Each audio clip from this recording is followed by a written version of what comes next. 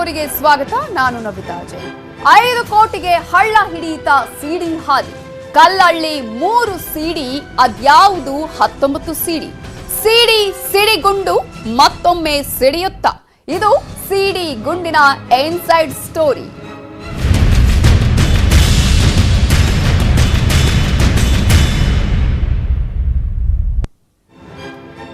Budget ಮಂಡನೆ ಬಳಿಕ ರಾಜಾ ಹುಲಿ ವರ್ಸಸ್ ಹುಲಿಯ ವಾರ್ ಶುರುವಾಗಿದೆ. ಸಭಾತ್ಯಾಗವನ್ನ ಮಾಡಿದ್ದಾರೆ ಸಿದ್ದರಾಮಯ್ಯ. ಅದರ ವಿರುದ್ಧ ಬಿಎಸ್ವೈ ಕೆಂಡಾಮಂಡಲರಾಗಿದ್ದಾರೆ. ಪ್ರತಿಪಕ್ಷದವರು ಬಜೆಟ್ ಮಂಡನೆಯ ಸಂದರ್ಭದಲ್ಲಿ ಹೊರಗಿದ್ರು ಅನ್ನುವಂತಹ ವಿಚಾರಕ್ಕೆ ಸಂಬಂಧಪಟ್ಟ ಹಾಗೆ ಗರಂ ಆದ್ರು ಬಿಎಸ್ವೈ. ಅನೈತಿಕ ಸರ್ಕಾರ ಅಂತ ಹೇಳಿದ ಕಾಂಗ್ರೆಸ್ಗೆ ಸಿಎಂ ಚಾಲೆಂಜ್ ಅನ್ನ ಹಾಕಿದ್ದಾರೆ. ಸಿಡಿದ ಪ್ರಕರಣದಲ್ಲಿ ಸಿಎಂ ವರ್ಸಸ್ ಸಿದ್ದರಾಮಯ್ಯ ಅನ್ನುವಂತಾಗಿದೆ. ಈಗ ಸಿಡಿಗುಂಡು ವಿಚಾರ ಭಾರಿ ಈಗ ಚರ್ಚೆಗೆ ಕಾರಣ ಆಗಿದೆ. ಸದನಕ್ಕೆ ಬಂದು ಚರ್ಚಿಸಲಿ ಅಂತ ಹೇಳಿದ್ದಾರೆ ಯಡಿಯೂರಪ್ಪ ಅವರು. ಗರಂ ಆಗಿ ಮಾತನ್ನ ಹೇಳಿದ್ದಾರೆ.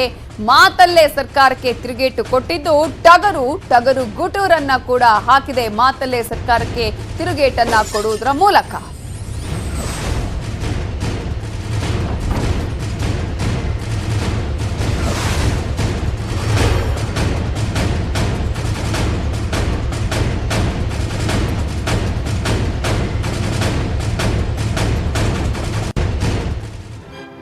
ಬಜೆಟ್ ವಿಚಾರಕ್ಕೆ ಸಂಬಂಧಪಟ್ಟ ಹಾಗೆ ಬಿಎಸ್ ಯಡಿಯೂರಪ್ಪ ಅವರೊಂದು ಮಾತು ಹೇಳಿದ್ರೆ ಸಿದ್ದರಾಮಯ್ಯ ಅವರಿಗೆ ಪ್ರತಿಕ್ರಿಯೆಯನ್ನ ಕೊಟ್ಟರು. ಅದರ ಜೊತೆಗೆ ಸಿಡಿ ವಿಚಾರಕ್ಕೆ ಸಂಬಂಧಪಟ್ಟ ಹಾಗೆ ಗರಂ ಆಗಿ ಪ್ರತಿಕ್ರಿಯೆಯನ್ನ ನೀಡಿದ್ರು. ಸಿದ್ದರಾಮಯ್ಯ ಅವರಿಗೆ ಟೀಕೆಯನ್ನ ಮಾಡುವಂತಹ ಬರದಲ್ಲಿ ತಲೆ ನೆಟ್ಟಗಿಲ್ವಾ ಅನ್ನುವಂತಹ ಪ್ರಶ್ನೆಯನ್ನ ಕೂಡ ಕೇಳಿದ್ರು. ಅವರ ತಲೆ ಅನ್ನುವಂತಹ ಮಾತನ್ನ ಹೇಳಿದ್ರು. ಇದಕ್ಕೆ ಸಿದ್ದರಾಮಯ್ಯ ಅವರು ಏನ್ ಪ್ರತಿಕ್ರಿಯೆ ಕೊಟ್ಟಿದ್ದಾರೆ ಎಲ್ಲವನ್ನ ನೋಡ್ಕೊಂಡ್ ಬನ್ನಿ. ಪ್ರತಿಪಕ್ಷದವರು ನಮ್ಮ ದೇಶದ ಇತಿಹಾಸದಲ್ಲಿ ಕೇಂದ್ರದಲ್ಲಿರ್ಬೋದು ಇಲ್ಲಾದರೂ ಇರ್ಬೋದು ಬಡ್ದೇಶ್ ಅಧಿವೇಶನದ ಸಂದರ್ಭದಲ್ಲಿ ಬಡ್ಜೆಟ್ ಮಂಡನೆ ಮಾಡಿದಾಗ ಪ್ರತಿಭಟನೆ ಮಾಡಿ ವಾಕೌಟ್ ಮಾಡಿದ ಉದಾಹರಣೆ ಇದೆಯೇನು? ಏನು ನೈತಿಕತೆ ಅವ್ರ ತಲೆ? ಅವ್ರ ನೈತಿಕತೆ ಏನು ಅಂತ ಬಿಚ್ಚಿ ಹೇಳ್ತೇವೆ ನಾವು. ನಾಳೆ ಮಾತನಾಡಬೇಕಾದ್ರೆ ಚರ್ಚೆಗೆ ಬರಬೇಕಲ್ಲ. ನಾನು ತಲೆ ನೆಟ್ಟಿರೋದ್ರಿಂದ ಇವೆಲ್ಲ ಹೇಳ್ತಿರೋದು. ಯಡಿಯೂರಪ್ಪನವ್ರು ಕೆಟ್ಟೋಗ್ಬಿಟ್ಟದೆ ಪಾಪ. ಯಡಿಯೂರಪ್ಪನವ್ರು ಕೆಟ್ಟೋಗ್ಬಿಟ್ಟು ಹಿಂಗೆಲ್ಲ ಆಗ್ಬಿಟ್ಟಿರೋದು. ನನಗೆ ತಲೆ ನೆಟ್ಗಿರೋದ್ರಿಂದ ಇವೆಲ್ಲ ಹೇಳಿರೋದು.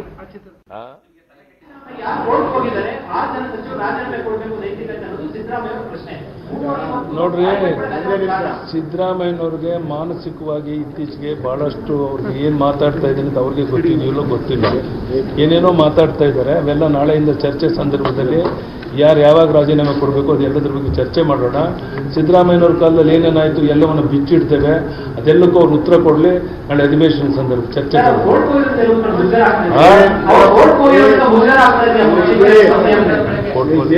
ಹೇಳಿದ್ರು. ಅವ್ರ ಕಾಲದಲ್ಲೂ ಕೂಡ ಕೋರ್ಟ್ಗೆ ಹೋಗಿದ್ರು. ಅವ್ರ ಕಾಲದಲ್ಲೂ ಕೋರ್ಟ್ಗೆ ಹೋಗಿ ಸ್ಟೇ ತಗೊಂಡಿದ್ದಾರೆ.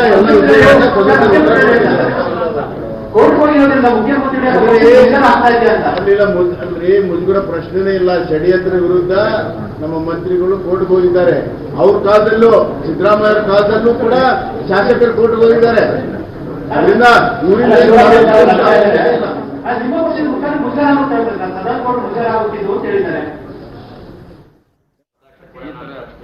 ಈಗೆಲ್ಲ ಡೆವಲಪ್ಮೆಂಟ್ ನಡೀತಾ ಇದಾವಲ್ಲ. 6 ಜನ ಹೋಗಿ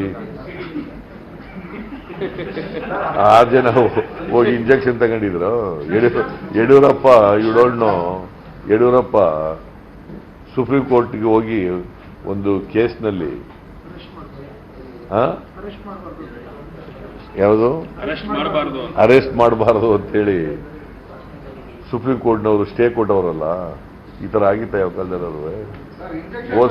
ಹೋದ್ ಸಾರಿ ಆಗಿತ್ತ ಹಂಗೆ?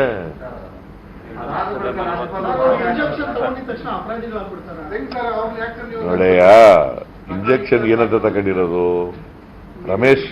ರಮೇಶ್ ಜಾರಕಿಹೊಳಿ ಅವರನ್ನ ಇದು ಮಾಡ್ಬಿಟ್ಟಿದ್ದಾರೆ. ಅವ್ರ ಮೇಲೆ ತೇಜೋವಧೆ ಮಾಡ್ಬಿಟ್ಟಿದ್ದಾರೆ. ನಮ್ದು ತೇಜೋವಧೆ ಮಾಡಬಹುದು. ಯಾಕೆ ನೀವು ತೇಜೋವಧೆ ಮಾಡ್ತಾರೆ? ಯಾಕಪ್ಪ ನೀನು ತೇಜೋವಧೆ ಮಾಡ್ತಾರೆ? ನೀವು ಒಳ್ಳೆಯವನಲ್ವಾ? ನೀನ್ ಯಾಕೆ ಮಾಡ್ತಾರೆ? ನಾನು ಹೇಳ್ತಾ ಇಲ್ರಿ.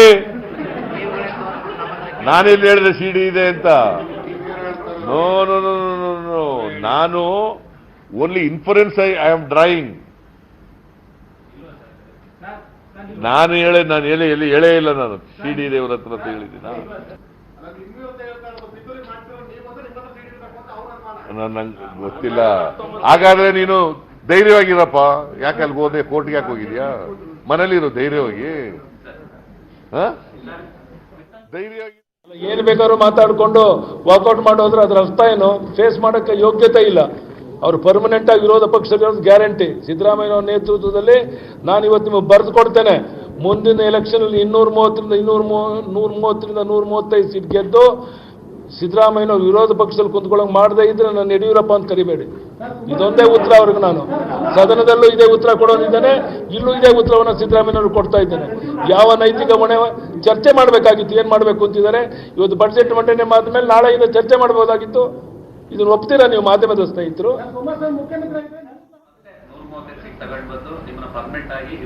ಅದು ಭ್ರಮೆ, ಮತ್ತೆ ಭ್ರಮೆ, ಅದು ಕನಸು.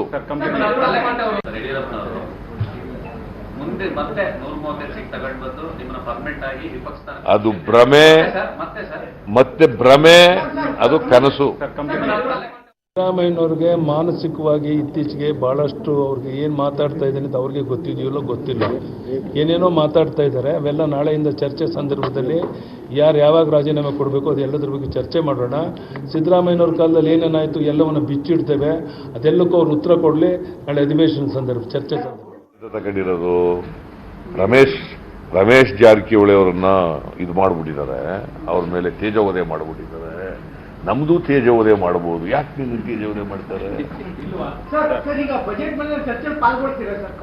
ಅದು ನಾಳೆ ಹೇಳ್ತೀನಿ ಬೆಳಿಗ್ಗೆ. ನಾಳೆ ಇವತ್ತು ಲೆಜಿಸ್ಲೇಟಿವ್ ಪಾರ್ಟಿ ಮೀಟಿಂಗ್ ಕರೆದಿದ್ದೀವಿ. ಅಲ್ಲಿ ಚರ್ಚೆ ಮಾಡಿ I will come back to you. Petition ಅಲ್ಲಿ ಹೇಳಿದ್ದಾರೆ ಇನ್ನೂ 19 ಜನದ ಮೇಲೆ ಇನ್ನೂ 19 CDಗಳಿದಾವೆ ಅಂತ ಹೇಳಿದ್ದಾರೆ. What does it mean? ಅದು ಗೊತ್ತಿರ್ಬೇಕಲ್ವೇನಪ್ಪ ಇವರಿಗೆ 19 CDಗಳಿದಾವೆ ಅಂತ ನಂಬರು ಹೇಳ್ಬಿಟ್ಟವ್ರೆ. ನೋಡೆಯ 6 ಜನ ಮಂತ್ರಿಗಳು ಕೋರ್ಟ್ಗೆ ಹೋದಂತಹ ವಿಚಾರಕ್ಕೆ ಸಂಬಂಧಪಟ್ಟ ಹಾಗೆ ಸಿಎಂ BS ಯಡಿಯೂರಪ್ಪ ಅವರಿಗೆ ಪ್ರಶ್ನೆಯನ್ನ ಕೇಳಿದಂತಹ ಸಂದರ್ಭದಲ್ಲಿ ನೆರವಿಗೆ ಬಂದವರು ಗೃಹ ಸಚಿವರಾಗಿರುವಂತಹ ಬಸವರಾಜ ಬೊಮ್ಮಾಯಿ ಅವರು ಹೇಳಿದ್ದೇನು? ಹಾಗಾದ್ರೆ ಹಿಂದಿನ ಸರ್ಕಾರದಲ್ಲಿ ಏನು ಮಾಡಿದ್ರು ಅನ್ನೋದನ್ನ ವಿವರಿಸಿದ್ದು ಹೀಗೆ.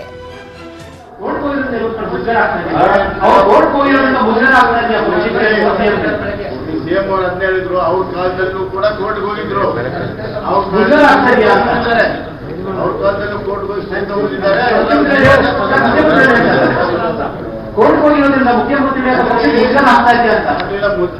ಮುಜುಗರ ಪ್ರಶ್ನೆನೇ ಇಲ್ಲ. ಷಡ್ಯಂತ್ರ ವಿರುದ್ಧ ನಮ್ಮ ಮಂತ್ರಿಗಳು ಕೋರ್ಟ್ಗೆ ಹೋಗಿದ್ದಾರೆ. ಅವ್ರ ಕಾಲದಲ್ಲೂ ಸಿದ್ದರಾಮಯ್ಯ ಕಾಲದಲ್ಲೂ ಕೂಡ ಶಾಸಕರು ಕೋರ್ಟ್ಗೆ ಹೋಗಿದ್ದಾರೆ. ಮಾಜಿ ಸಿಎಂ HD ಕುಮಾರಸ್ವಾಮಿ ವಿರುದ್ಧ ದೂರನ್ನ ನೀಡಲಾಗಿದ್ದು, ಒಂದೇ ಮಾತರಂ ಸಮಾಜ ಸೇವೆ ರಾಜ್ಯಾಧ್ಯಕ್ಷರು ದೂರನ್ನ ದಾಖಲಿಸಿದ್ದಾರೆ.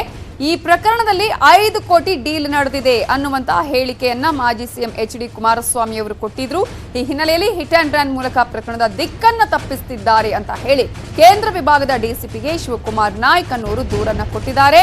ಹೋರಾಟಗಾರರು ಡೀಲ್ ಮಾಡಿಕೊಂಡಿದ್ದಾರೆ ಅನ್ನುವಂತಹ ತಪ್ಪು ಸಂದೇಶ ರವಾನೆ ಆದಂತಾಗಿದೆ. ಇದು ಆ ರೀತಿಯ ತಪ್ಪು ಸಂದೇಶ ಬೇಡ.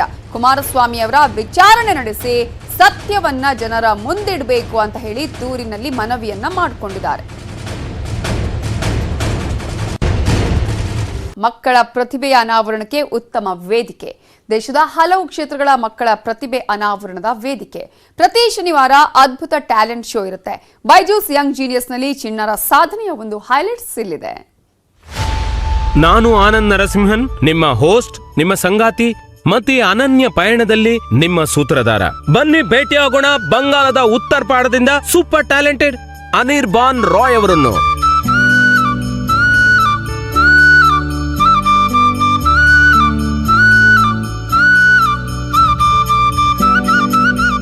ಅನಿರ್ಬಾನ್, ದಿವಸಕ್ಕೆ ನೀವು ಎಷ್ಟು ಗಂಟೆ ರಿಹರ್ಸ್ ಮಾಡ್ತೀರಿ? ಬೆಳಗ್ಗೆ 4 ಗಂಟೆ ಮತ್ತೆ ಸಂಜೆ 2 ಗಂಟೆ. ಹಾರ್ಡ್ ವರ್ಕ್ ಇಲ್ದೆ ಜೀನಿಯಸ್ ನನ್ಗನ್ಸಲ್ಲ ಸಾಧ್ಯ ಅಂತ. ভুলবি কি রে হায় ও সেই চোখের দেখা, প্রাণের কথা সে কি ভোলা যায়।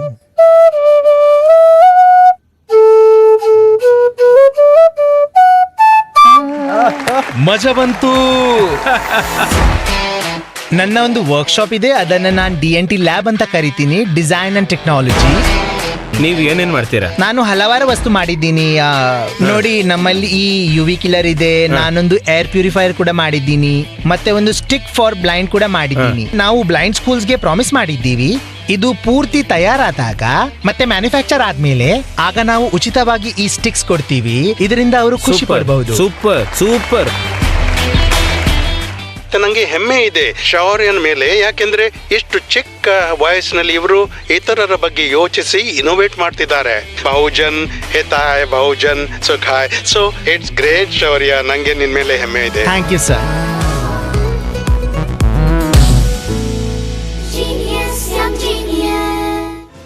ಇದು ಇವತ್ತಿನ ಇನ್ಸೈಡ್ ಸ್ಟೋರಿ. ನೋಡ್ತಾ ಇರಿ News 18 ಕನ್ನಡ. ಜಾಲ ನಮ್ಮದು, ಬಲ ನಿಮ್ಮದು.